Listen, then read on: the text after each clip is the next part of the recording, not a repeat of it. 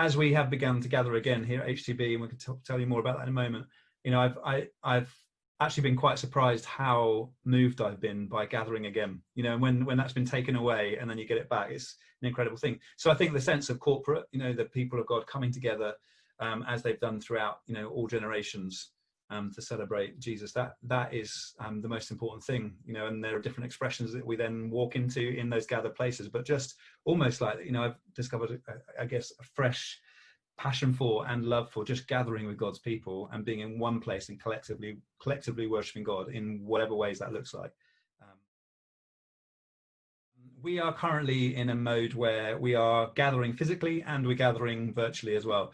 And both places are important to us here at HTB. So we are now up to, I think, 7 or 8 services on a Sunday. We're slowly adding a service or 1 or 2 each week, just sort of feeling our way in, making sure that everything's safe from a COVID point of view, but also that we can take that. So we gather up to we're giving a maximum of 200 tickets, free tickets per service, and people have to pre-book in the week running up to that across 7 services. And that's going really well. It's strange, but it's good. And so we're enjoying that gathered moment, and people coming back together is so different to what was before, but we're learning different ways of expressing our worship. And that service on the physical gathering includes some assets from our online services. So we're still doing an online service on a Sunday, which is still attracting a huge amount of people. So not as much as it was at the beginning of COVID. So those first kind of opening few months, we saw many more people engaging with the online space. There has definitely been a drop off. I don't know if that's other people's experiences, but there's definitely been a drop off. But not significantly. We're still seeing, you know, thousands of people engaging with every week on the Sunday. So that has led us to a place where we've decided that even post COVID, we're going to sustain that online presence, and that place. It's become an incredibly important front door for us, and an open door, particularly for people who are asking questions, perhaps fresh off Alpha or coming to Alpha or thinking about kind of what does church look like, which is a new way of thinking for us. It was not something we were doing before. We had in the actual physical service, we had a talk from our speaker on Sunday was Michael Ramsden, who's from the Ocker or RZIM that some of people may have come across. So he did a sort of sermon, but to camera in the physical services, but in the online service, it was an interview with him and Nikki. So at the end of the talk, I was able to say, if you want to hear more from, you know, Michael, then you could actually go to HTB at Home as well if you'd like to, and there's more there. And likewise online, we had as a different asset the talk that we'd used on the physical services, but it wasn't included in our online service. So we're using different bits, and we're playing with that. Our intention is to increasingly have live content in our physical services. So this week, for the first time, we'll be introducing just a single musician at each of the services, who will really play more during our time of ministry and probably a final song in the service.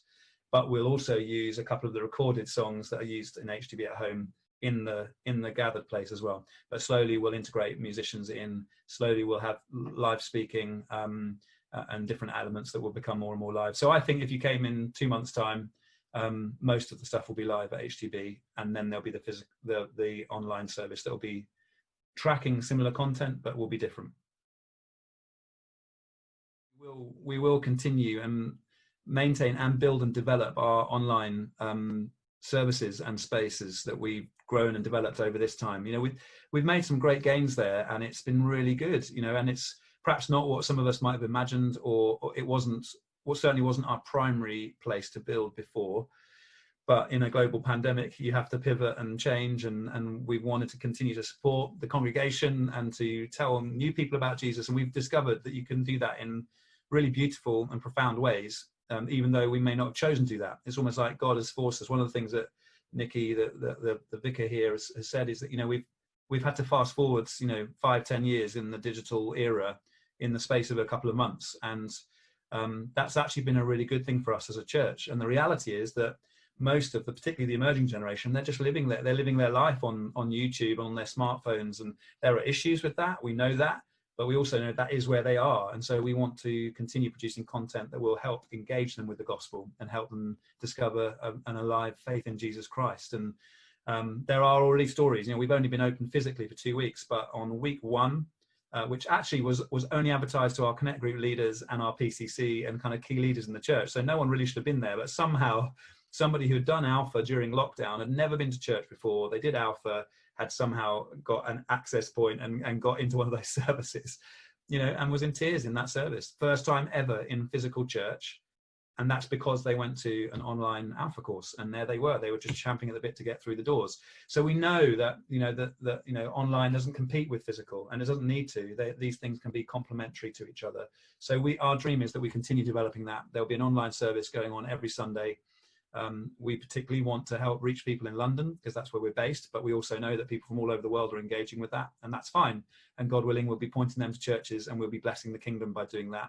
We'll continue with online Alpha, we'll continue with online marriage courses, we'll continue with online youth stuff. All of those things have engaged more people than we could ever have hoped or imagined.